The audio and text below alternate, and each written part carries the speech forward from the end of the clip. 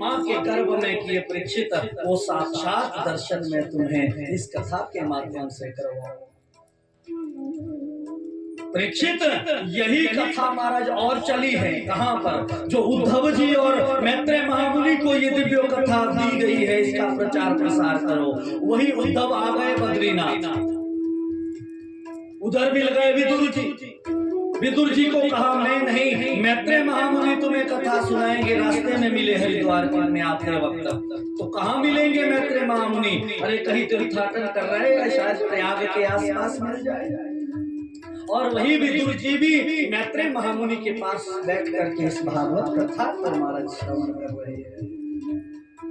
अब जाकर के सृष्टि का वर्णन प्रारंभ किया है। परीक्षित, इस कथा की यही विशेषता है कि ये साक्षात तुम्हें भगवान के दर्शन करा देगा। इसीलिए जो ये देवता स्वर्ग का अमृत लेके आए हैं, इस लालच में मत पड़ना महाराज।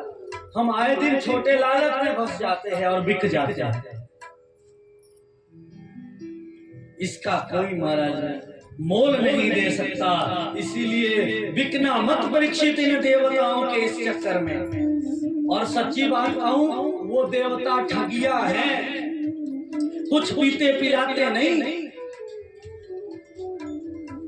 असलियत यही है, अगर पीते पिलाते तो महाराज वही देवता योनियों में नावट कर रहे होते हैं, जो महाराज वापस 84 लाख योनियों में उन्हें आना पड़ता है।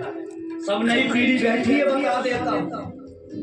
अगर आपको ऐसा लगे कोई कहे स्वर्ग मिलेगा, तो आप नास्तिक कह रहे, झूठ बोलते हैं।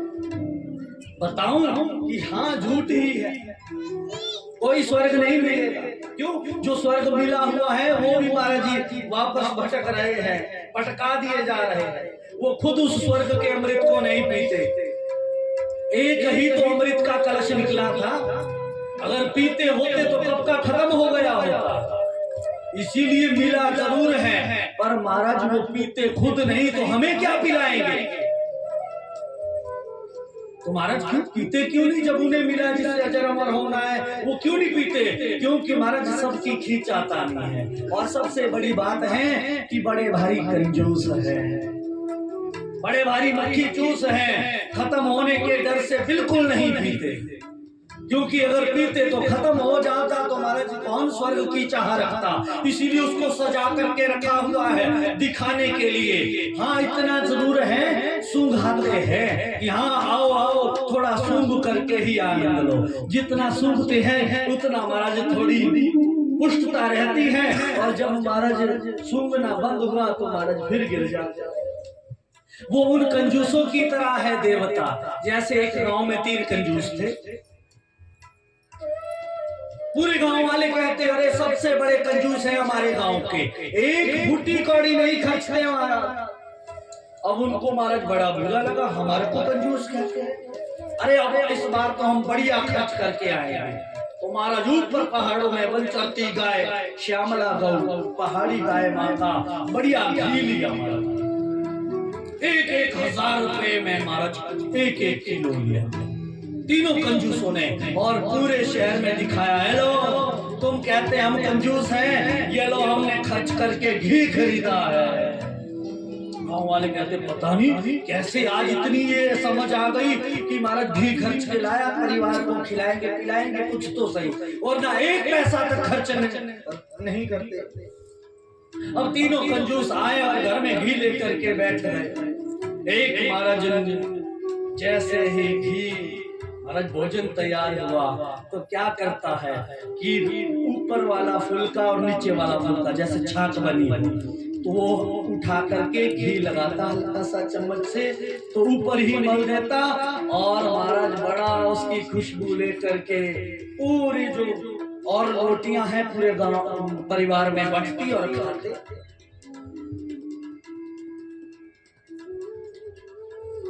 अपने दूसरे कंजूस से कहता अरे बड़ी मौज लगी हुई है, क्या गौ माता का वो घृत है, क्या खुशबू है, अरे कैसे खा रहे हो? चम्मच लगा करके ऊपर की रोटी और नीचे की रोटी चपड़ लेता हूँ, समझ लेता हूँ पूरी रोटी में घी लग गया, बड़ी मौज है। दूसरा कंजूस कहता अरे बड़ा खर्चीला है, ऐसे खर्च करेगा जल्दी घी खत्म हो जाएगा, तो तुम कैसे खा रहे हो? दूसरा कंजूस कहता मैं तो ऐसा करता हूँ कि जो घी का डब्बा है उसमें सुई ऊपर से डाल करके फिर निकाल करके फिर रोटी के बीचों बीच गाड़ करके पूरी रोटी में छेद लगा लेता हूँ, समझ जाता हूँ कि पूरी रोटी में महाराज घी लग गया, एक बूंद से ही काम चल पड़ता, बल्कि बूंद से भी कम घी लगता। तीसरा कंजूस कहता अरे तू तो बहुत खर्चीला है, ऐसे करके भी बूंद बूंद से घड़ा भरता है, बूंद बूंद से घड़ा खाली भी होता है, तो फिर तुम कैसे खाते हो भैया? तीसरा कंजूस कहता अरे मैं तो पूछो मत, नहीं बताओ, अरे जो हमने घी का डब्बा लाया उसमें घी दिखता है बाहर से, शीशे का डब्बा, प्लास्टिक का डब्बा, घी दिखता, तो फिर मैंने खोला ही नहीं, तो खाते कैसे हो?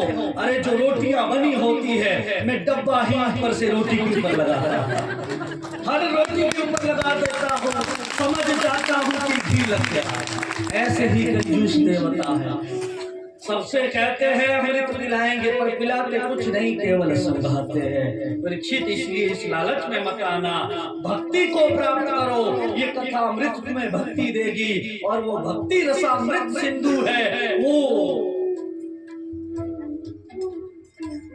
करुणा निधि को, करुणा सिंधु को तुम्हें प्राप्त करवा देगी। इसीलिए आओ आज से इस दिव्य कथा का आनंद लो, तब जा करके आज परीक्षित महामुनि ने सृष्टि वंदन से कथा सुनी।